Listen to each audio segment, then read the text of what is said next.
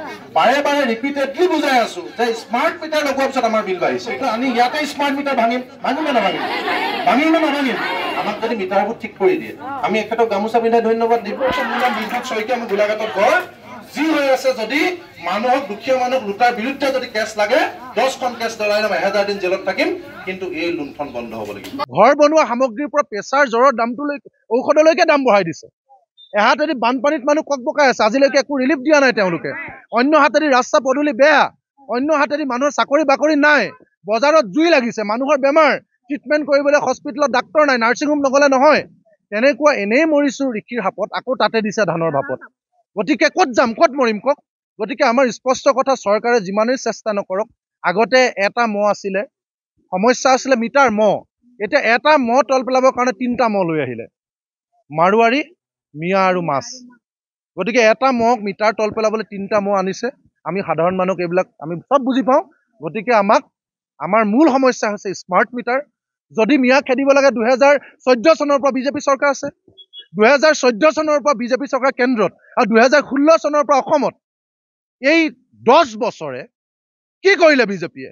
আজিও যে আমাৰ খিলঞ্জীয়া মানুহ নগাঁৱত ঢিঙত ধৰ্ষণ কৰিলে, তাৰমানে বিজেপিয়ে মিয়া এনেই কৈ থাকে, সিহঁতি একো নকৰে, হয় নে নহয়? যদি মিয়া খেদিব লাগে 10 বছৰ লাগে নেকি? 10 বছৰত কেইটা মিয়া খেদিলে জানে? 26টা বিজেপি। সেয়া হৈছে আচল চৰিত্ৰ।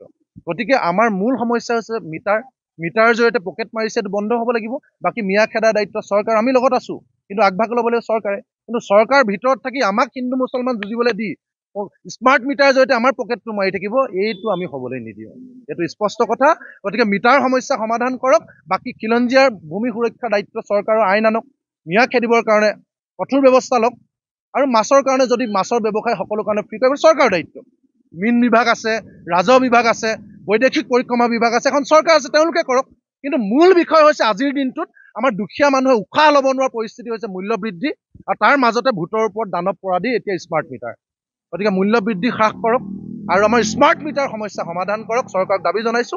আমাক অন্ততঃ, হয় নে নহয়, মৰিয়নি ৰাইজক অন্ততঃ আমাক ডাইভাৰ্ট কৰিব নোৱাৰে। মিটাৰৰ সমস্যা সমাধান নোহোৱালৈকে আমি কাকো ৰেহাই নিদিওঁ, এইটো স্পষ্ট।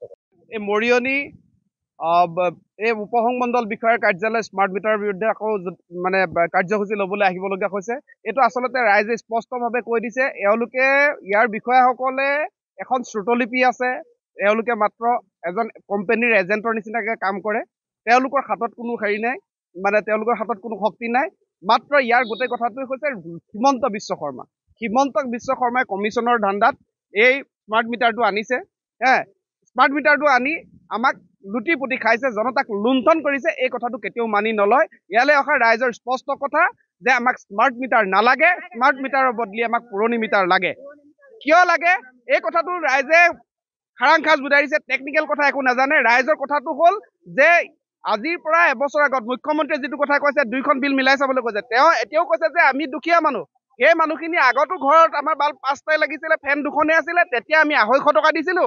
আৰু এতিয়াও সেই একেকেইটা 5টা বাল্ব আৰু 2খন ফেনৰ বিনিময়ত আমি কিয় 800 টকা দিবলগীয়া হৈছে? এইটোৰ বিল বাঢ়িছে নে নাই? এতিয়া হিমন্ত বিশ্ব শৰ্মাইহে ইয়াৰ উত্তৰ দিব লাগে। আৰু এইটো যদি শুদ্ধ প্ৰতিপন্ন কৰিব পাৰে, তেনেহ'লে স্মাৰ্ট মিটাৰ লগাওক, নহ'লে স্মাৰ্ট মিটাৰ হিমন্ত বিশ্ব শৰ্মাৰ ঘৰত দলিয়াই থৈ আহিবৰ কাৰণে ৰাইজ সাজু হৈছে।